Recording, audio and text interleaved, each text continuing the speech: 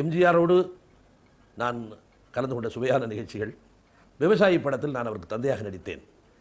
நாங்கள் அன்று வேலை செய்து கொண்டிருக்கும் பொழுது தேவர் அவர்களை கூப்பிட்டு எம்ஜிஆர் அவர்கள் கேட்டார்கள், நாளைக்கு என்ன காட்சி எடுக்கப் போகிறாய் என்று. நாளைக்கு நீங்கள் கூழ் குடிக்கும் காட்சி எடுக்கப் போகிறோம் என்று தேவர் சொன்னார்கள். கூழ் நான் கொண்டு வந்து விடுகிறேன் தேவரே. சரி எஜமானே, சரி தெய்வமே, நீ என்ன கொண்டு வந்தாலும் சரிதான் அப்படின்னு தேவர் சொல்லிட்டார். மறுநாள் இவ்வளோ உயர ஃப்ளாஸ்க்கு, அது மாதிரி ஒரு 11 ஃப்ளாஸ்க்கோ 14 ஃப்ளாஸ்க்கோ வந்தது. கூடுன்னு சொல்லிட்டு 14 ஃப்ளாஸ்க்கு வந்திருக்கேன் என்னென்னு ஒரு ஆர்வம் தான். அவரையும் கேட்டேன், எம்ஜிஆர் அவர்களையே கேட்டேன், என்ன சார் கூழ் 14 ஃப்ளாஸ்கில் கொண்டாந்துருக்கீங்கன்னு. இருங்க எல்லாம் உங்களுக்கு கொடுப்போம் அப்படின்ட்டார்.